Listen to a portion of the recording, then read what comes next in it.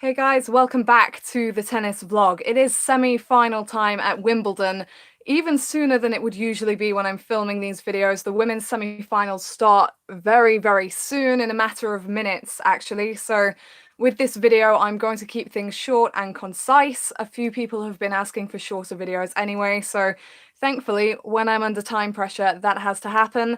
If you're not watching live, don't worry, this video will be available to watch back. I'm going to start by previewing both the women's semi-finals and then move on to previewing both the men's semis. So if you're coming at a later date, the women's semi-finals preview and predictions will be first, followed by the men's. Just briefly, sorry that this is a late video. Last night I was in London recording the tennis show on Love Sport Radio that was aired at 7 p.m. and will be again next week on Wednesday. If you missed it, I'll be putting the link in my bio so you can catch up. We talked about a few controversial things and all the action at Wimbledon and had a good time. So if you're interested in catching up on that, please do. As far as these semis go now, I'm going to try and spend roughly about 5 minutes on each match. So I won't be going as in-depth as I usually do, but hopefully we'll be giving you a decent overview of what to expect from each encounter. Hopefully. So let's get started with the women's matches and getting going with Elina Svitolina, the number 8 seed, versus Simona Halep, the number 7 seed.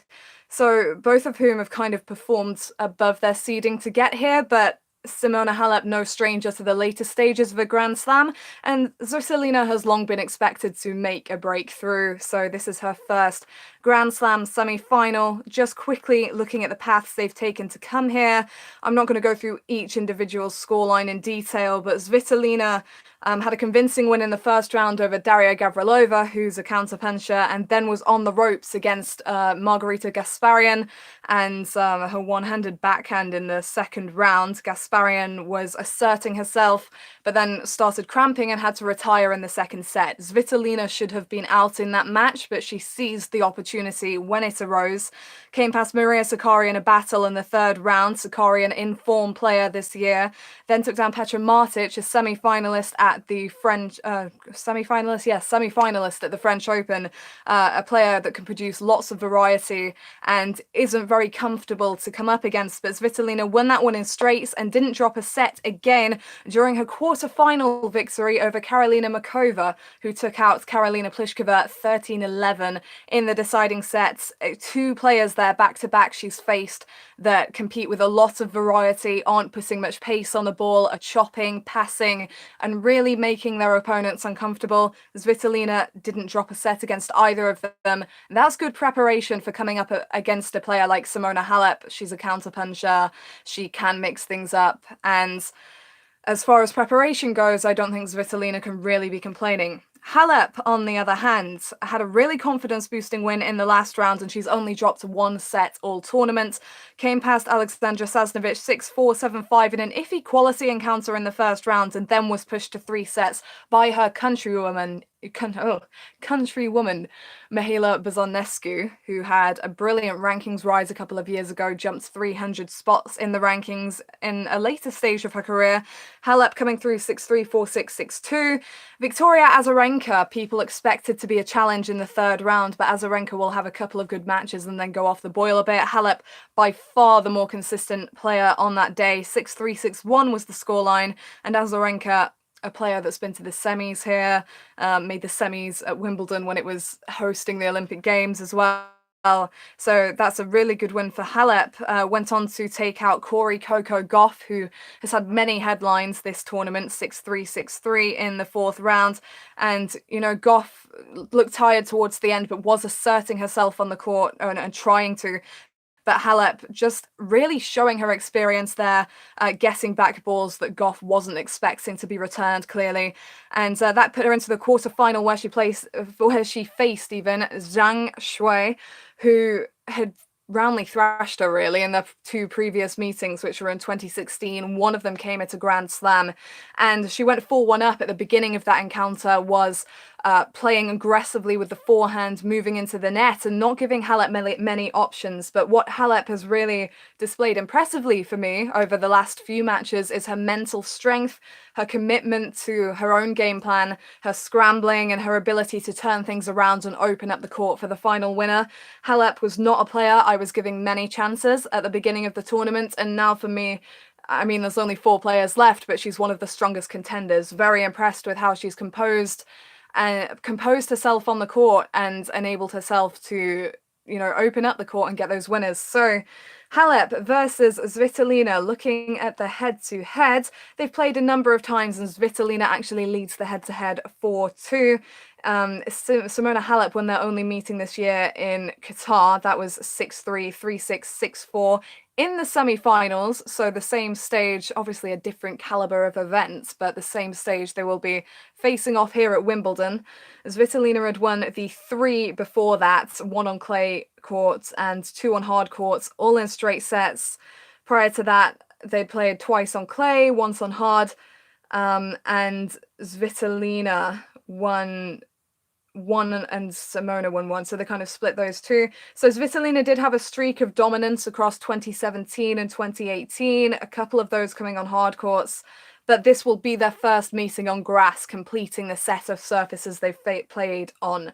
So what to look out for in this match? To an extent, both of these two are kind of counter-punching players. It's a testament, I think, to how the courts have slowed down a bit this year because of the 4 women in the semi-finals. Arguably, Serena Williams is the only real all-out power player. Yeah, she can mix it up, but the instincts of Svitolina, Halep, and Strycova, I would argue, is to sometimes strip the pace, to sometimes react to what the opponent is doing and play in that kind of counter-punching way.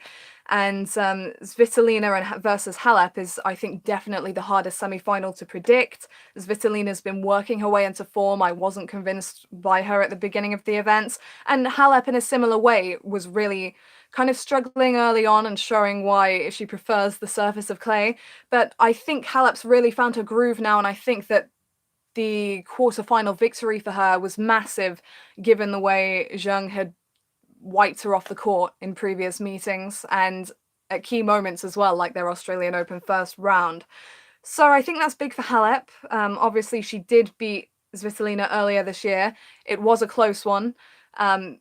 Svitolina obviously is hitting a bit harder. I was very impressed with the way she responded to Makova's net approaches. She was coming to the net as well, reacting well, finishing off.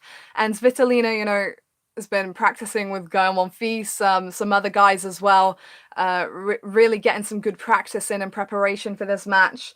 Halep, meanwhile, has just been so composed mentally, and I think that's a massive thing for Halep because it's been often an area where she's failed slightly. The biggest issue for me with Halep's game is her serve can be a liability, so she needs to be making first serves, but because I have to draw this one to a close, at the end of the day, I'm slightly more convinced by Halep.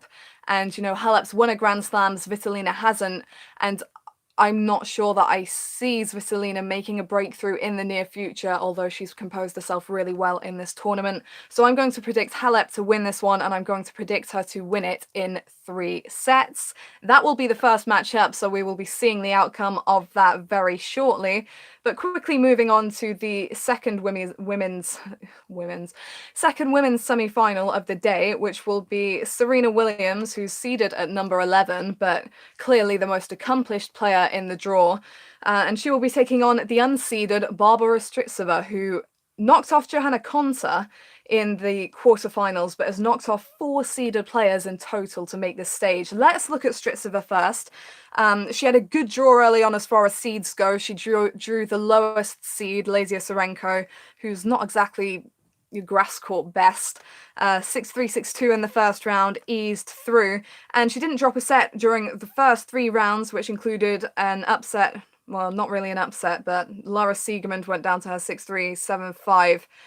In the second round, Siegemund much better on the surface of clay, but Kiki Bertens, the number 4 seed, was the upset there, 7-5, 6-1, comprehensively in the third round. Bertens is a better clay court player. She's worked her ranking up to where it is, largely due to her prowess on the clay.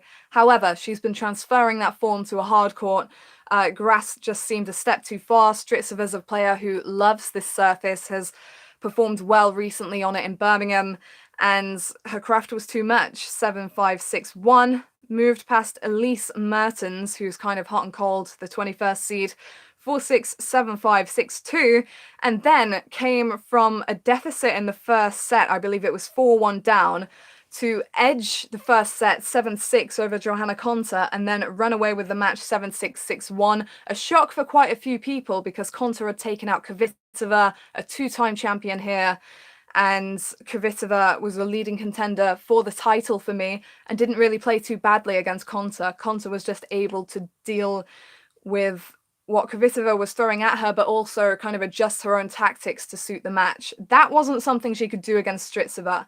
Strycova snuck that first set. Konta was outplaying her for chunks of it, and then Strycova just started chipping the returns shorter and mixing things up, just pulling Konta out of position, and was able to just pull through marginally at the back end of that tiebreak 7-5, and from there Konta just kind of looked crushed, and we saw that yesterday with David Goffin against Djokovic. Djokovic snuck that first set tiebreak and Goffin never bounced back.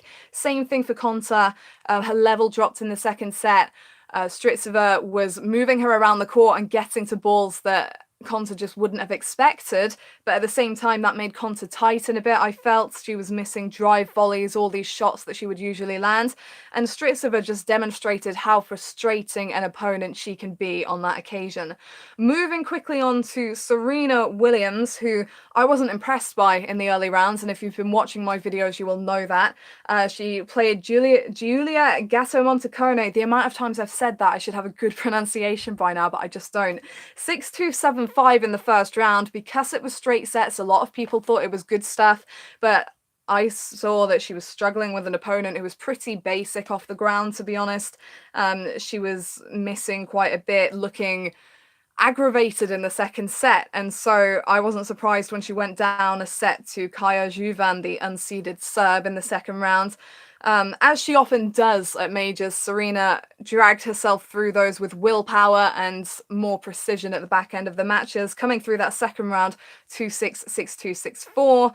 And then when she saw seeded players in front of her, she really got going. 6-3, 6-4 over Julia Gerges, the number 18 seed who she beat in the semi-finals last year. And then 6-2, 6-2 over Carla Suarez Navarro, who can slice well and that kind of thing, but has never really posed a threat to Serena and was never really going to be an issue in that fourth round. Alison Risk, on the other hand, was a much different story. She was a non-seeder, yes, and she has won more grass court matches than ever female player on grass courts, just by doing a similar thing to Strycova, I guess, which is interesting. Looking at the forthcoming clash, what she was doing potentially differently to Strycova was she was driving the forehand deep, and once she was on the front foot, she was using aggression, attacking tennis almost to put things away, but she was coming to the nets, and that was very important.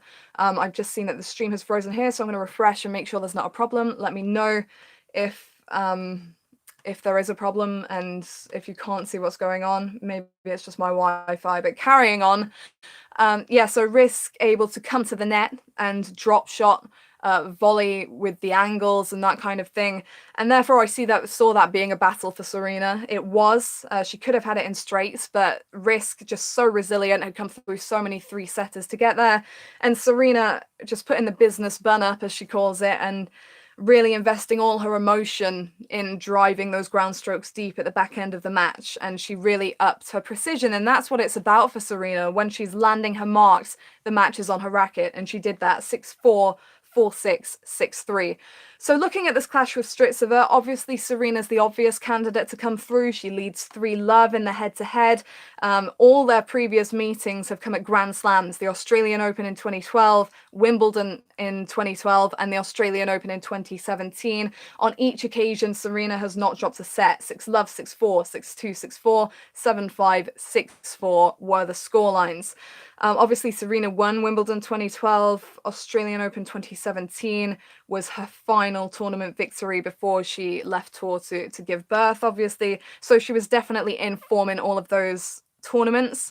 I think she's been proving herself a bit more at Wimbledon over the past few rounds, potentially a bit concerning that she dropped a set to Alison Risk, because there are elements of Strycova's game, the slice, the approaching the net, that mirror Risks in a way, but then you've got to think that that's good preparation then for Serena coming in to face Strycova. Something Strycova does a bit differently that Serena won't necessarily like is she can often just strip the pace right off the ball, and a player like Serena wants a bit of pace coming her way so she can hit a winner off it or absorb it, and that's not always going to happen. Strycova's going to drop things short. She's going to make Serena move if she executes the game plan correctly, and that's the thing to do against Serena, because if she's not in position, she can't nail those corners, she can't put you on the back foot. So Strycova has everything potentially to trouble Serena. It reminds me a bit of the Serena versus Roberta Vinci semi-final at the US Open in 2015. Vinci had been dominated by Serena, hadn't won a set in all their previous meetings. Serena had roundly beaten her quite recently, and very few people, to absolutely no one, was giving Vinci a chance against Serena. And then she came and pulled the upset out of the bag with sharp volleys, relentless slice, not giving Serena much, which is exactly the sort of thing Strycova can do. But given that I'm predicting Serena to win the whole competition, I'm just not willing to take that risk on Strycova, and I'm going to predict Serena to win this one.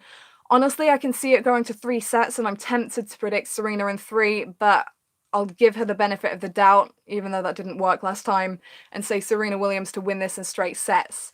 I am going over the allotted time that I gave myself, so going to rush on. Women's semi-finals down, moving on to the men.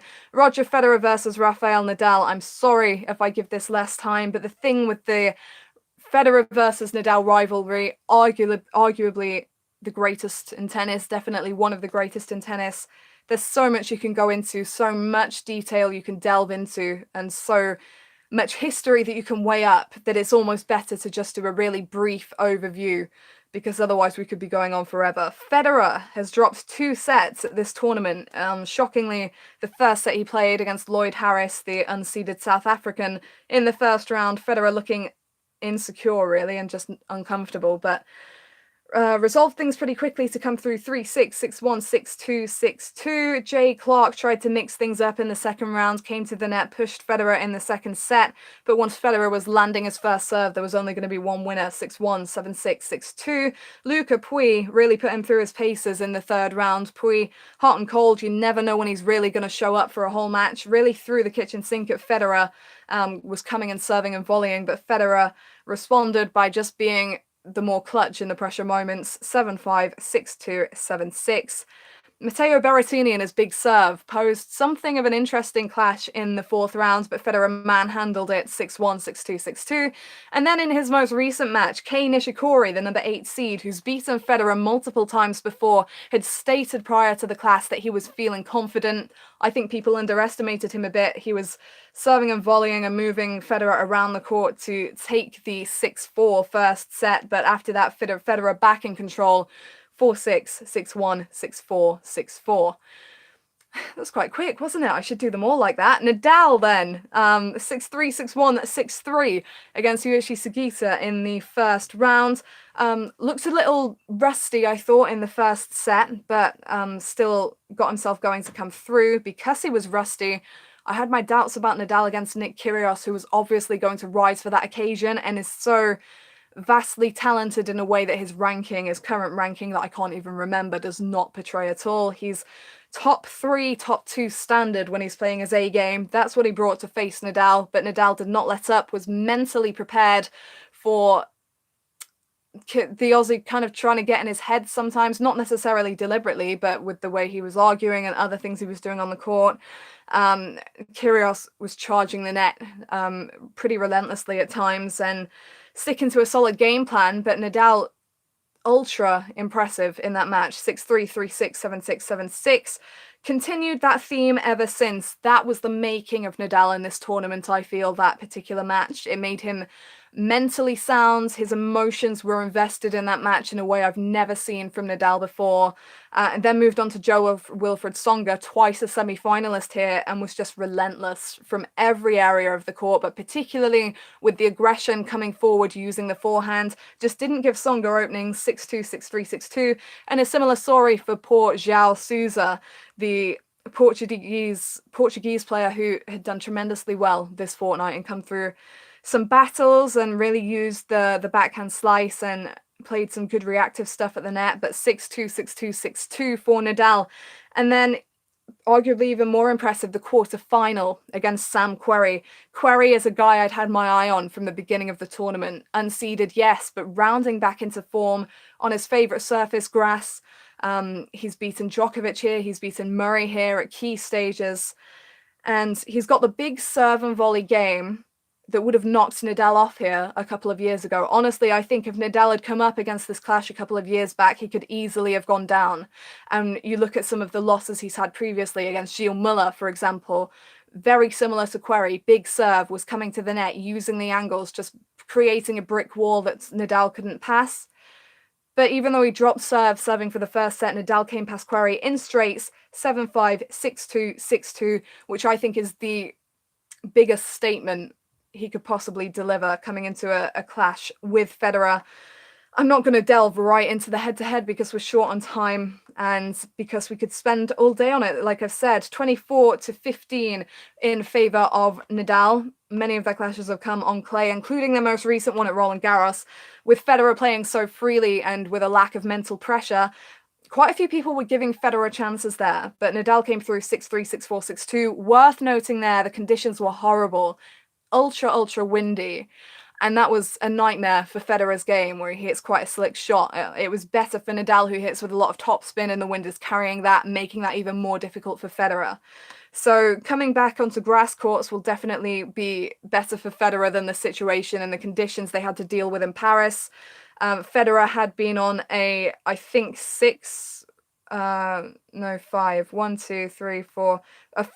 winning streak prior to that went from Basel 2015 to Shanghai 2017. And Federer had just been ruthless, actually, in the most recent 3 victories, winning them all in straight sets. Nadal was struggling to find answers. Nadal is the player who essentially created the Federer backhand by top-spinning forehand after forehand to it over so many years, and notably in the 2008 Wimbledon final, that absolute epic, which was their most recent meeting at Wimbledon prior to Friday's clash.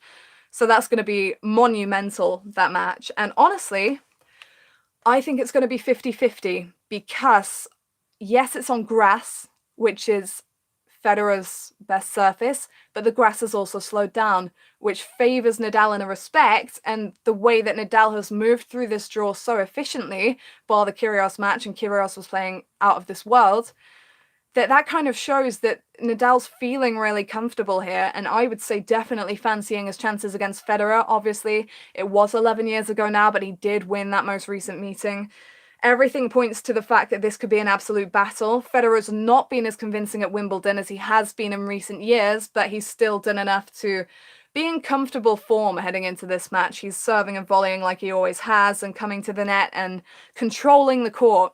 And we've got 2 players here who will both be looking to get that early control. They'll both be attacking. Nadal not looking to be as defensive as he once was. Yes, he can turn those points around magnificently, but part of the reason I think he's come through so convincingly so far is the way he's just going for all his shots and trying to dictate from the offset. First serves will be key for Federer. He has to land them, or I'm pretty sure Nadal will take good advantage of that. And in a way, and I didn't often think I'd be saying this about Nadal, it will almost be a rush for who can get to the net first. And when it comes to passing shots, I think Nadal is the more secure of these two in that area. So if it's Federer getting to the net, Nadal has more chances in terms of being able to pass. And if Nadal gets to the net, Federer's up against it. So honestly, I don't feel I can make an outright prediction on this one because due to travelling down for the radio show yesterday, I missed both their most recent matches. And they are absolutely key in terms of what they did well and what they did badly in those matches and how that impacts them coming into this very next match. So I don't feel like I I should be making an outright prediction. Last time I said that, I kind of made a half prediction anyway, and it turned out to be right, but I don't want to take that risk. What I will say, instead of just giving an outright this player to win in however many sets, I'm giving Nadal a massive, massive chance here, which is a big thing because over the years, for the past however many years, apart from 2016 when I predicted Andy Murray and Serena Williams to win the thing, and somehow that happened, I've pretty much always said Federer to win. I've backed him at here 100%. Occasionally I've been a bit of a wimp and said, okay, Federer or Djokovic. But, you know, this year, Nadal has just been playing so convincingly and even pushed Djokovic, the eventual champion, to the absolute brink under the roof last year, which is not his favourite conditions. I'm just not writing Nadal off. Actually, as opposed to it being 50-50, I think at the moment it's almost 60-40 in favour of Nadal, but you can make your own mind up on that. Given that I didn't watch the last matches, I'm not picking a certain player in a certain number of sets. I'm just saying that at the moment, I'm possibly leading Nadal, but at the same time, if Federer were to win the whole tournament, I'm not going to be surprised. So probably Nadal this occasion, but I won't be surprised if it's not.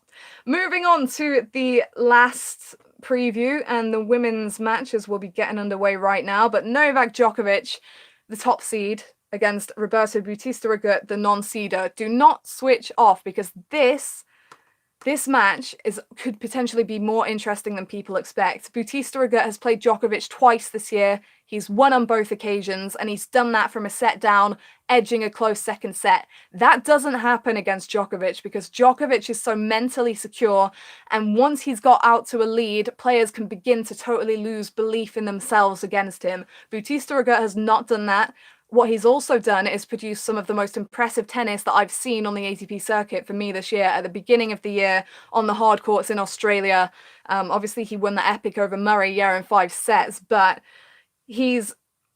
I think it's underestimated because he's a Spaniard and Spaniards are often expected to do much better on clay. Bautista Agut can actually be really aggressive with the forehand and move forward, but before I go into too much analysis, let's just quickly have a look at how they've come through. Bautista Agut hadn't dropped a set until he faced Guido Pella in the quarterfinals, and yes, he hasn't faced the highest quality opposition that he could have done by a long shot on the way to a Grand Slam semi-final, his first Grand Slam semi-final, mind you. But it's not like he hasn't been challenged. Peter Kachalczyk, experienced German, 6-3, 6-2, 6-3 in the first round. Steve Darcis took out Nadal here a few years ago. I say a few, it was like 2013 now. But 6-3, 6-2, 4-2 before Darcis retired right at the end of that match. Karen Khachanov, who had a really good run at the French Open, is the world number 9, I think, seeded 10 here. Big shots, good forehand, moves forward, all the stuff that you should be doing in this era to have a chance in matches. He's a big guy, 6-3, 7-6, 6-1 was the scoreline in favour of Bautista Agut. That one a slight surprise maybe, but Bautista Agut backed it up with a 6-3, 7-5, 6-2 victory over Benoit Paire, who was carrying an injury, he said, and was disappointed because that was an opportune draw. But that's 2 opportune draws at key rounds, the 4th round and the quarter-final that Bautista Agut has had, and he's handled both of them pretty well. Guido Pella had played nearly 6 hours more tennis than Bautista Agut coming into that quarter-final, but Bautista Agut, even though Pella was bringing quality even at 2 sets down, was able to handle him despite the fact the Argentine was tiring and there were clear opportunities there. Bautista Agut, he actually lost some really long close games in the first set, most notably at 5-4. And these two were kind of going at each other from the baseline, trying to move in. Pella was throwing the slice in, giving him different looks on the ball. But even when he went down 5-4 after a long service game in that first set, the number 23 seed was just not put off. He won the next 3 games to take the set 7-5 and then eventually came out on top 7-5, 6-4, 3-6, 6-3. Credit to him. Did I say he was non-seeded before? He's not. He's seeded 23. But still, compared to the big 3, we're going a long way down the ranks to Bautista Agut. And no, he's not had the hardest draw, but boy, has he handled it, and full credit to him. Like I say, I've been watching him this year and he's been highly impressive, so deserves it. Novak Djokovic, on the other hand, has also dropped a set, but that wasn't due to any lull of his own, I don't think. Hubert Hurkacz was a dangerous opponent in the third round, really stepped it up, mixed it up, asserted himself to nab that second set tiebreak. But Djokovic is just such a mental barrier for so many of these players, largely because of his staying power at the back of the court and his placement, the way he can get to any ball and get it back, not just throwing it back into the court, but placing it well as well. It just really wears them down, as anyone that's watched Djokovic will know.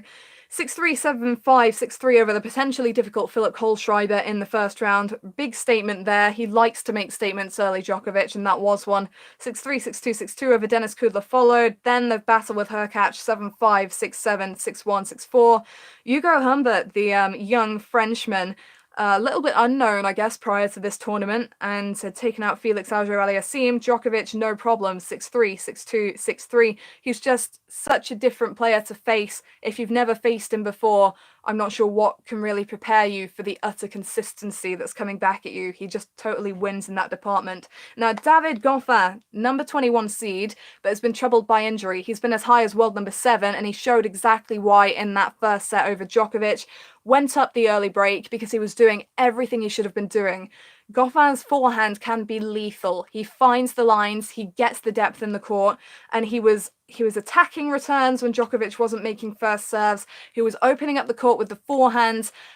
He was not hesitating to hit the same direction in the court until he'd kind of broken Djokovic down.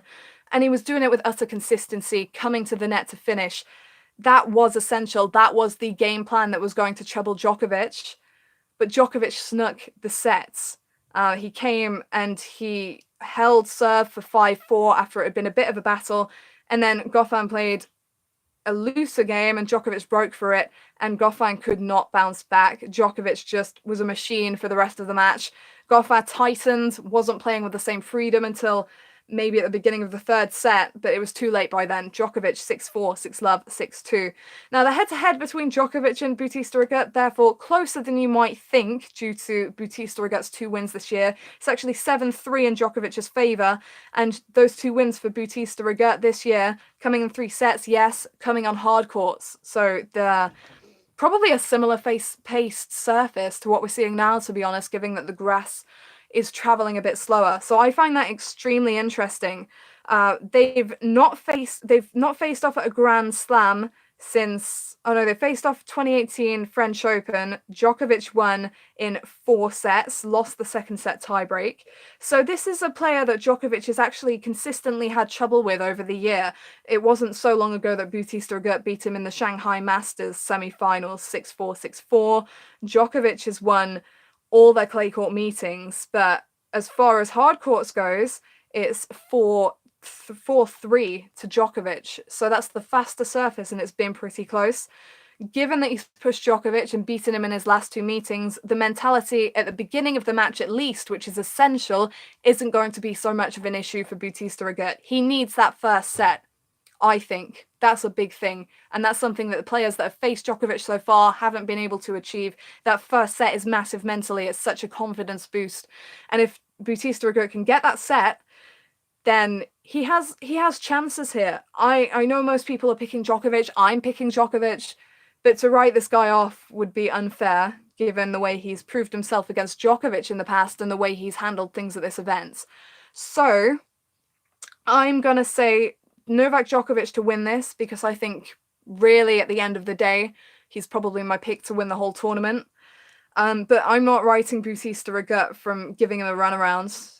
It would be typical for Djokovic to win this in straight sets. But I'm just going to give Bautista Agut a little bit of a chance. And I'm going to say Djokovic to win this match in 4 sets. And we're done. A bit longer than I anticipated this being, but if you've watched this live, thank you for hanging around. Leave a comment when this is done and let me know whether you agree with my predictions and what yours are. The women's semi-finals are underway. I'm going to head over and watch, but thank you for watching. Hopefully I will be back to preview and predict the finals. I'm intrigued to see who makes it through, and there is so much potential for great matches in these semi-finals. So thank you for watching, and I'll see you at the next video.